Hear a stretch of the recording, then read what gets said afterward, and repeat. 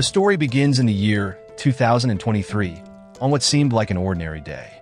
People were busy with their daily routines, some rushing to work, others heading to school. The train was a popular way to travel, packed with commuters who usually kept to themselves. Even though the train was crowded, everyone stayed absorbed in their own world, reading, scrolling through their phones, or simply staring out the window. It felt like just another normal day. But this day was far from normal. As the train sped along the tracks, a sudden alarm echoed from everyone's phones, an earthquake warning. The train began to shudder violently, the tremors growing stronger with each passing second. During this time, passengers stumbled, grabbing onto poles and seats to steady themselves. Before they could make sense of what was happening, the train entered a dark tunnel, and chaos erupted. The lights soon flickered as people screamed in confusion. When the shaking finally stopped, the passengers struggled to their feet, only to find themselves surrounded by dense greenery. It was as if the train had emerged in the middle of a forest. There was no phone signal, making it impossible to call for help. Panic set in as the reality of their situation sank in. They were completely cut off from the outside world. Among the passengers was Yudo Shirahama, a firefighter who instinctively sprang into action. He moved through the crowd, checking on people and helping those who had fallen. His calm and determined demeanor reassured many.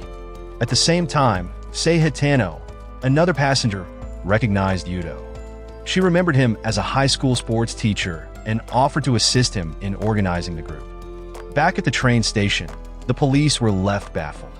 2 train cars had vanished without a trace. Investigators scoured the tunnel, but found nothing unusual. No signs of derailment, no debris, nothing to explain the disappearance. It was as if the train cars had simply evaporated. Meanwhile, Yudo and the other passengers decided to explore their surroundings in search of answers. They ventured deeper into the tunnel, hoping it might lead them back to civilization. Instead, they emerged into a strange and barren landscape, a vast desert stretching as far as the eye could see, dotted with rocky hills. There were no buildings, no roads, and no signs of life. It was as if they had been transported to an entirely different world. As confusion and fear gripped the group, they began taking stock of their situation. Among the 46 passengers, one man stood out, Naoya Kayashima. His evasive behavior made others suspicious. Tensions rose as Naoya revealed little about himself, fueling doubts about his identity. Hours passed with no sign of rescue. The passengers grew hungry and desperate. At that moment, Rina Watabe, one of the younger passengers, secretly searched Naoya's bag, hoping to find food. Instead, she discovered a pair of scissors and letters from prison. Shocked, Rina accused Naoya of being a criminal. He didn't deny it, calmly explaining that trust was fragile in such dire circumstances. He warned that anyone among them could be hiding a dark past. As the hours dragged on and night fell the desert, there was still no sign of a rescue team. Frustration and hopelessness began to spread among the passengers. Some whispered their fears that they might have been transported to another world entirely. No matter where they looked, west or east, there was nothing but endless desert and deep ravines. The lack of food, water, and medicine only added to their despair. Even their money felt worthless in this strange and barren land. Amid the growing tension, Yudo stood firm. As a firefighter, he was committed to protecting everyone, no matter how dire the circumstances. He had promised his mentors he would save as many lives as possible, and he intended to keep that promise. Sei admired his determination. It reminded her of their past, when Yudo had taught her how to handle tough situations, like practicing fire drills. His words to focus on and never give up stayed with her. Inspired by Yudo's resolve, she tried to remain calm and encouraged others to do the same.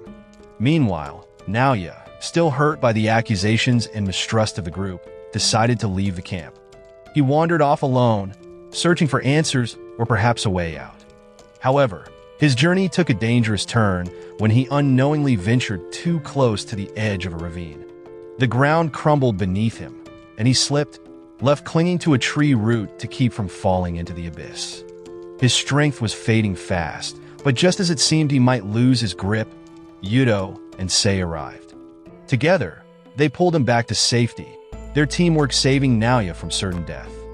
As the group continued to explore their surroundings, they stumbled upon strange and confusing discoveries. Yaichi spotted a tower in the distance that he recognized as a structure planned to be completed in 2026. This made no sense as they were still in 2023. Then, Kazuma found a drink can with a production date stamped 2026, deepening the mystery of their situation. The most astonishing find came from Shodai, a botanist. While examining the plants around them, he identified transgenic species that would require decades of genetic research to create. By his calculations, these plants shouldn't exist for another 30 years. The evidence seemed to suggest something unimaginable. They had somehow been transported 3 decades into the future. Despite these bewildering discoveries, the harsh reality of their survival set in. There was no food, no water, and no way to contact anyone for help. The stillness of their surroundings made everything feel surreal, as if time itself had frozen. They were utterly disconnected from their world and their time. Back in 2023, news of the missing train cars, 5 and 6, spread across the country. The disappearance of over 100 passengers became a national mystery.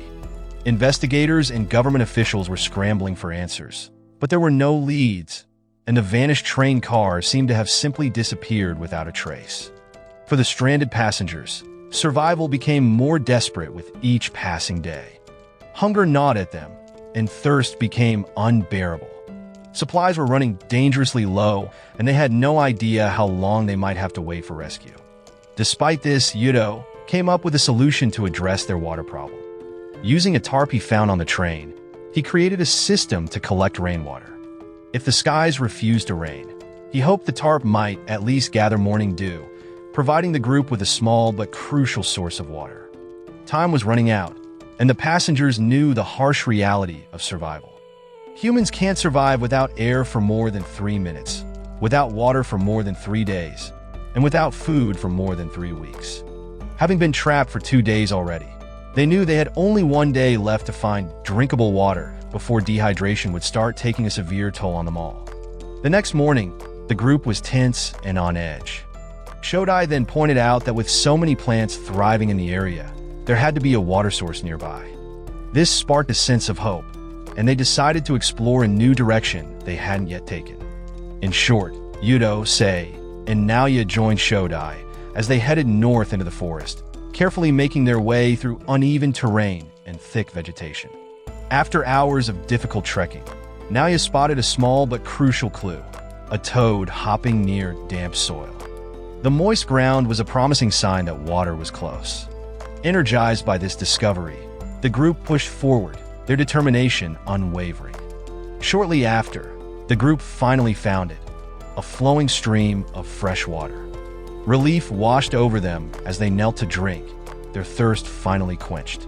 As they rested by the stream, Naoya opened up to say about the prison letter she had seen earlier. He revealed it was from his younger brother, who had just been released from a 2-year sentence on the very day they were transported to this strange world. Naoya then shared painful memories of their troubled past, a violent father, a mother who abandoned them, and his struggle to take care of his brother despite everything. At that moment, he spoke of his dream of becoming a hairdresser and how his brother's mistakes had brought him disappointment. Yet, Naoya's love for his brother never wavered. He cared deeply for those around him, even if he often hid it behind a tough exterior. Listening to his story, Sei saw a different side of him. Beneath his stubbornness was a kind and compassionate person who carried the weight of his past while trying to protect the people he cared about. Her understanding of Naoya deepened, and she realized how much heart he had despite the challenges he faced. What Sei didn't know was that Naoya had admired her long before they ended up in this situation. He confessed that he had fallen for her at first sight after capturing a photo of a rainbow, with Sei standing in the frame. But Naoya kept his feelings hidden, assuming Sei had feelings for Himuto. He chose to stay silent, quietly watching from afar. Back at the camp, a heavy rainstorm brought renewed hope to the stranded passengers. They scrambled to collect as much rainwater as they could, using makeshift tools and containers. The rain offered a temporary solution to their thirst, But they knew water alone wouldn't be enough. They needed food to survive. During this time, Shodai's expertise as a botanist became a lifeline for the group. He taught the other passengers how to identify edible plants and avoid the poisonous ones. His knowledge was invaluable, turning the dense forest around them into a potential source of sustenance. In the end, under his guidance, the passengers began gathering wild plants. Later, during a casual moment, Rina offered some fruit she had gathered to Sei, encouraging her to try it. Sei took a small bite, but soon after, she clutched her stomach in pain and collapsed to the ground. Alarmed, Rina shouted for help. Naoya rushed over and quickly instructed Sei to spit out what she had eaten. After inspecting the fruit, they realized Rina had accidentally picked a plant containing solanine, a toxic compound. It resembled a safe plant, but fortunately, Sei had only eaten a small amount. Her condition stabilized, and her life was no longer in danger. This incident became a turning point for the group. Naoya took the lead, urging everyone to work together to prevent such accidents in the future. They pooled their resources and created makeshift tools. Iron cans served as cooking pots, bamboo mats became plates, and ATM cards were sharpened into knives. Guided by Naoya, they prepared a simple homemade soup. Surprisingly, the meal turned out to be delicious, lifting everyone's spirits. As they shared the soup, the passengers began to open up about their lives. They realized there was no point in keeping secrets anymore.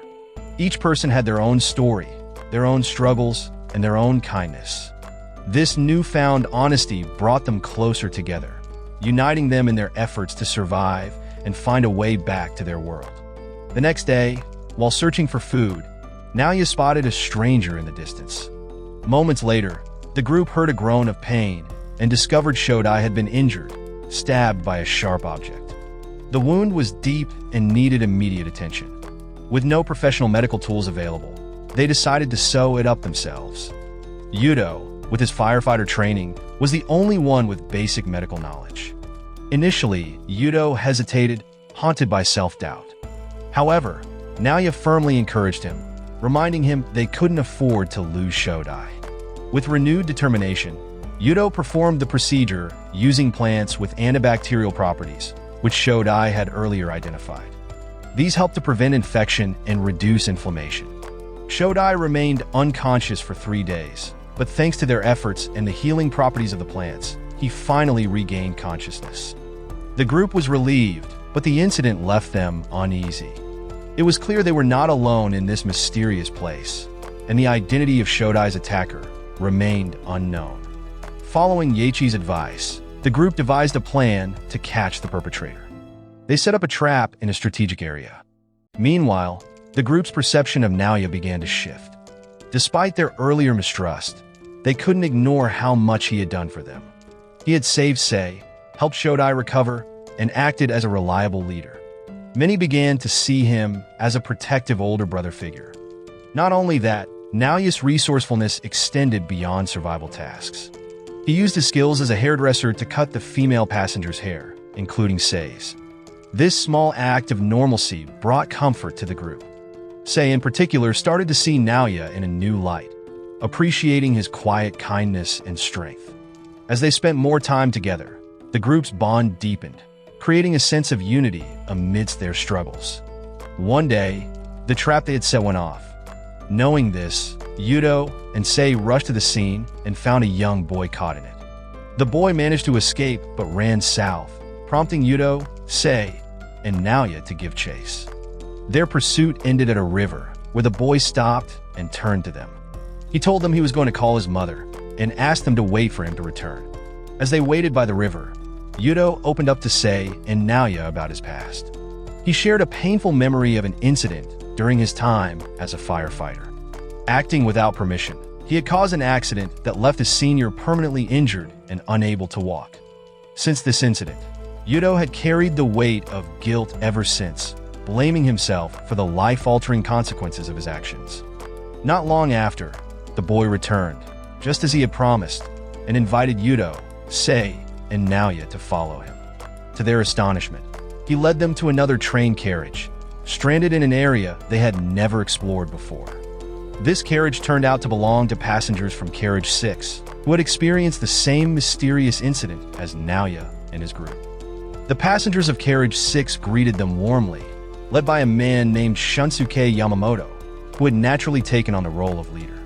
The two groups shared their stories, comparing their challenges and strategies for survival. Unlike Naoya's group, these passengers had access to a nearby water source, allowing them to catch fish and create makeshift toilets, making their situation slightly more manageable. Shunsuke then introduced Naoya and his friends to key members of Carriage 6.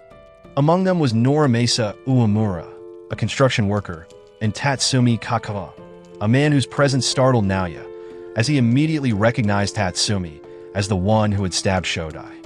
Tatsumi apologized, explaining that he hadn't realized others were out there and had acted out of fear, unsure if the group was friendly or hostile, possibly even from the future. Sei, curious about why Carriage 6 believed they were in the future, asked Shunsuke directly. At that moment, Shunsuke shared a chilling story. On their fourth day in this strange world, they discovered a stranded ship. Using the ship's radio, Shunsuke managed to make contact with someone in the mountains of Canada. To his shock, the person on the other end said it was the year 2060. Shunsuke further explained what they had learned about the future. In 2026, 3 years after their original time, a massive disaster struck Earth. A giant asteroid or meteorite, roughly 500 meters in diameter, crashed into the Pacific Ocean, causing devastating floods in Japan, coastal cities in North and South America, and Australia. The disaster was made worse by worldwide earthquakes and a cloud of dust released into the stratosphere, blocking sunlight and crippling agriculture. The meteorite's fall was linked to space debris, defunct satellites, old rocket parts, and other human-made objects orbiting Earth. When this debris collided with a large asteroid, it altered its course, sending it hurtling toward Earth. The resulting catastrophe wiped out countless lives and reshaped the planet. Shunsuke believed their current situation was not mere coincidence. He saw it as fate and felt there was a purpose to their journey into the future. He thought they might have a chance to warn the world if they could return to their own time, potentially changing the course of history. But figuring out how to travel back remained an unsolved mystery. The next day, Sei and Rina ventured into the forest, where they stumbled upon a buried human corpse. Before they could fully grasp what they had found, male passengers from Carriage 6 surrounded them. Panicked, Rina fought back and managed to escape to warn the others, but Sei was captured and left behind. Hearing about this, Naoya and Yuto immediately rushed to rescue her. While being pursued, Sei stumbled upon a blood-stained, covered seat in the carriage. This discovery led Shunsuke to reveal a dark truth about Carriage 6's time in the future. He explained that one of their passengers had been a criminal, threatening the lives of everyone on board. In an attempt to save the group, Shunsuke had tried to stop the criminal, but the confrontation turned fatal, and the person died. After the incident, the passengers of Carriage 6 began looking to Shunsuke as their leader, trusting him to guide them through their uncertain and dangerous circumstances. Sei then decided to take refuge inside the abandoned ship, seeking a safe spot to gather her thoughts. While exploring the dimly lit interior, she stumbled upon Shunsuke making what appeared to be a radio call. However, her heart sank when she noticed that the radio cable was cut, exposing his lie about contacting help. As she watched in silence, Shunsuke eventually discovered her hiding spot, forcing her out into the open. Cornered, Shunsuke confessed the truth. He revealed that he had once been a company director, but his company had gone bankrupt, leaving him devastated and directionless. It was during this low point in his life that he boarded the train, unknowingly headed for this strange future. Shunsuke admitted that he had lied about the SOS signal to inspire hope and unite the group. He dreamed of starting a new life here, envisioning himself as the ruler of a kingdom he would create from scratch. Regarding the disaster, Shunsuke shared that he had found a notebook belonging to the ship's crew. The notebook confirmed that a catastrophic event had indeed occurred in 2026, as they suspected. Despite this knowledge, Shunsuke begged Sei not to expose his deception to the others. He wanted to maintain the fragile trust and unity he had built among the passengers. Sei, however, was captured and locked inside the ship to keep her from revealing what she knew. Meanwhile, the passengers of Carriage 5, unaware of Sei's imprisonment, prepared weapons for survival. At the same time, the passengers of Carriage 6 misunderstood these preparations, believing that Carriage 5 intended to take over their territory. Tensions escalated, and, as predicted, the passengers of Carriage 6 launched a full-scale attack on Carriage 5. A fierce and chaotic battle broke out, leading to tragic losses on both sides. During the conflict, Shunsuke discovered that Sei had managed to escape from the ship. When he returned to the scene, he tried to stop the fighting but was confronted by Sei, who exposed the truth about being locked up. With no other option, Shunsuke admitted his lies, confessing that the radio had been broken all along. He explained that he had only wanted to give people hope, uniting them under the dream of building a new society. But deep down, he realized this dream might never come true. As a gesture of trust, Shunsuke handed over the notebook he had found to Yuto. He encouraged those who still wanted to return to their original time to continue searching for answers. Meanwhile, Kayoko and the conductor, Hajime, ventured into a distant tower. That night, they witnessed a breathtaking display of auroras lighting up the sky and discovered mysterious glowing rocks near the tower. Back in the present, a physicist named Professor Ryohei was investigating the disappearance of the two train cars. He theorized that the event might be linked to shifts in space and time, trying to connect the dots of the bizarre phenomenon. On the other hand, as the passengers of Carriage 6 began to join Carriage 5 in their quest to return home, Kayoko's discovery of the glowing stone caught everyone's attention. When exposed to the aurora, the stone emitted a radiant light. At that moment, Shodai speculated that it might be a fragment of a meteorite based on its unusual properties. The auroras they observed were likely caused by disturbances in the magnetosphere, triggered by high-energy cosmic particles. These disruptions suggested turbulence in the cosmic environment, possibly tied to the strange events they were experiencing. Adding to the mystery, a young boy named Masaru confessed that he had seen a star falling from the sky on the day the train vanished. Professor Ryo's research revealed that this wasn't a falling star, but a supernova explosion, the violent death of a star, releasing immense energy. Such explosions could cause phenomena like earthquakes, black holes, and even distortions in space and time. With this new understanding, the group speculated that the train had been pulled through a wormhole, a theoretical tunnel in space-time. This wormhole had transported them to a different era. The speculation turned out to be true. The train carriage from 2023 had jumped roughly 30 years into the future, landing in the year 2060. This mysterious event, called a time hole, had allowed them to travel through time. However, returning to their own time was an enormous challenge. To do so, they needed to find the wormhole again. Unfortunately, I didn't know what the wormhole looked like, where it was, or when it would appear again.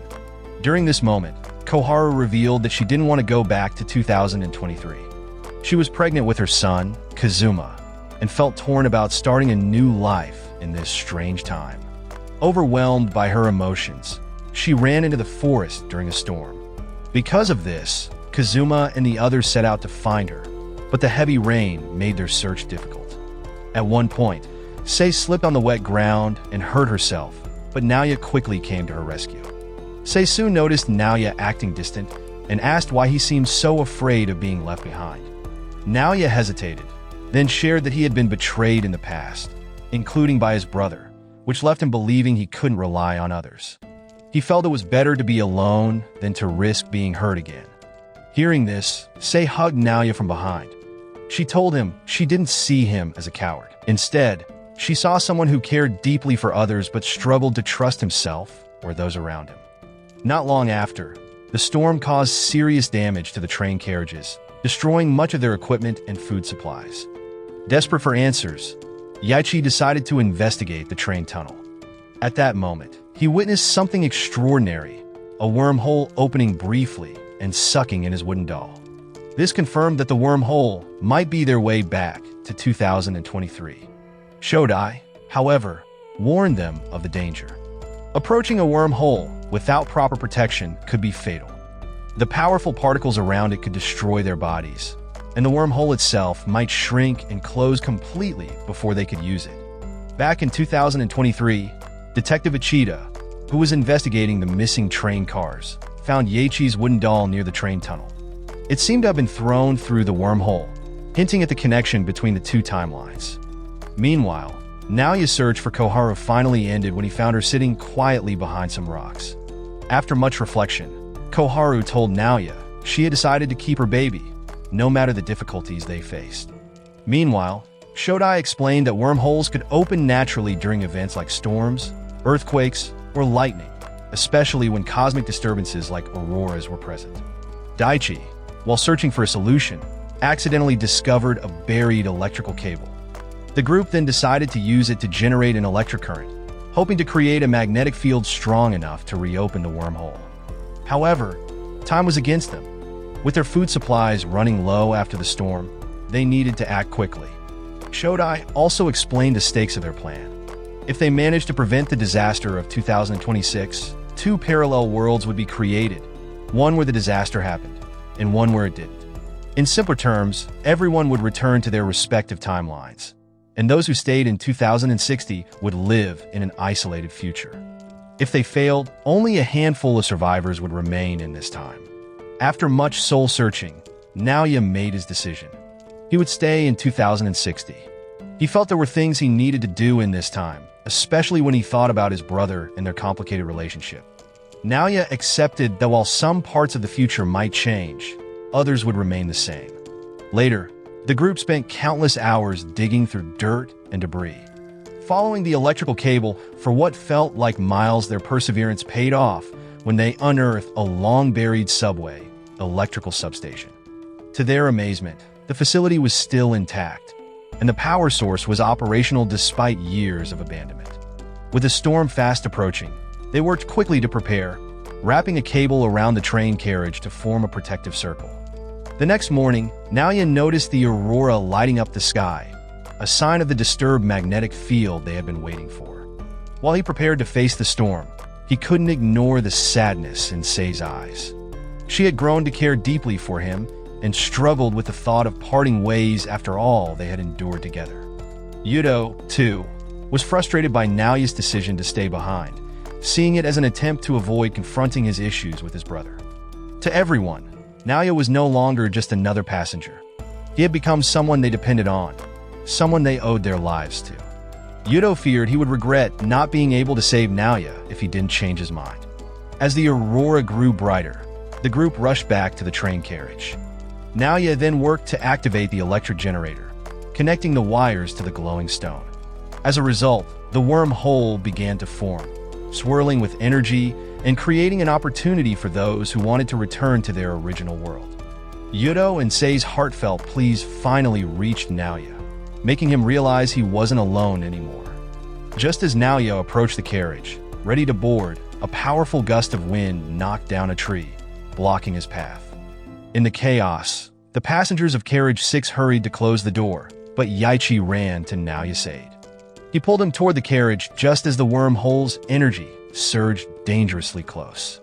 Naoya then used his hands to shield Yachi, enduring searing pain from the energy, but he managed to push Yachi safely inside before climbing in himself.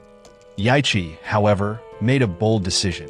He chose to stay behind, determined to remain in the strange world they had fought to escape. As the black energy engulfed the train, the passengers were pulled into the wormhole, their world spinning into darkness. When the carriage finally stopped, they were greeted by a train attendant. Desperately, they asked what year it was. The attendant answered, May 1st, 2026. It was 3 years into the future from the time they had left in 2023. Relieved yet confused, the passengers were immediately taken for thorough examinations. They underwent radiation tests and checks for infectious diseases and were given a chance to share their story with the authorities. They presented evidence to support their unbelievable journey. Beverage cans stamped with 2026, plants and meteorite fragments from the future, and the notebook documenting the catastrophic events set to happen on December 9th, 2026.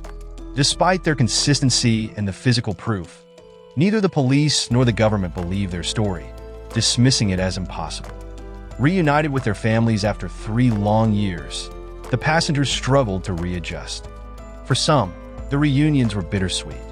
Naoya, convinced no one would come for him, was shocked when his brother appeared with his boss to take him home. Overwhelmed with guilt, his brother apologized for past mistakes, expressing relief that Naoya was alive and had returned. But Naoya soon realized something wasn't right. The energy from the wormhole had left a mark on him.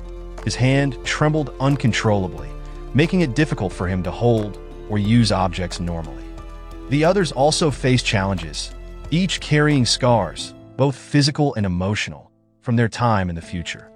Their extraordinary experiences had left them forever changed, but sharing their story with others proved difficult.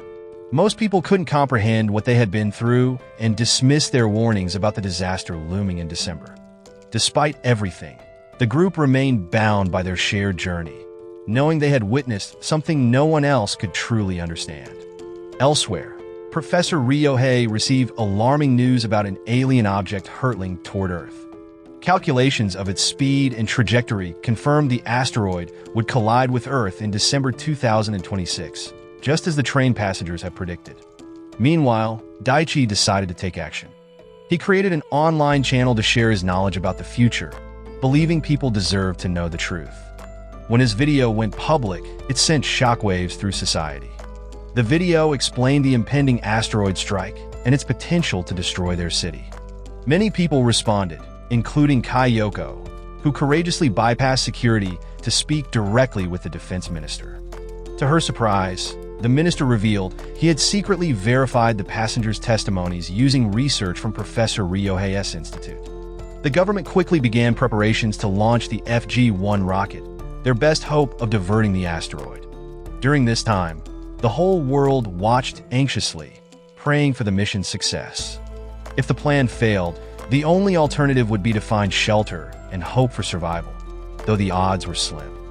Amid the uncertainty, life continued in small, hopeful ways. Koharu gave birth to her baby, making Kazuma a father. The group then celebrated this new life, which symbolized the bond they had forged in both hardship and hope. Shodai later reported that a secret rocket launch was scheduled for the following month, with results expected within 3 days. If the mission failed, the catastrophic event on December 9th would be inevitable. Koharu then shared news of acquaintances in Switzerland, where advanced disaster prevention facilities existed. With time still on their side, she suggested evacuating there. However, Yudo chose to stay in Japan, determined to ensure their return to the correct timeline. He entrusted everyone's safety, including Sei's, to Naoya, believing in his strength and leadership. As December approached, news of the impending apocalypse spread, creating widespread panic. While some people prepared to evacuate, others dismissed the warnings as a hoax. On December 1st, the rocket was launched. Daichi refrained from revealing the outcome in his videos, instead urging people to reflect carefully on their actions to avoid future regrets. Naoya, meanwhile, contemplated his role in this journey. He believed it was his destiny to travel to the future, then return to the past to teach others the importance of caring for one another. He realized how many times he had been saved and how those moments had shaped his life. With this in mind, he decided he couldn't let Yudo bear all the responsibility alone. Elsewhere, Sei cradled Koharu and Kazuma's baby when she received a call from Kazuma. He informed her that Yudo had chosen to stay behind and that Naoya was not with them. Saddened by this news, Sei's heart grew heavier when she received a call from Naoya. During their conversation, Naoya revealed that he had known about her long before they met on the train. He expressed how much her gentleness had touched him and promised he would never forget her. Before Sei could respond, Naoya ended the call. However, Sei heard a faint sound in the background that hinted he was at the train station.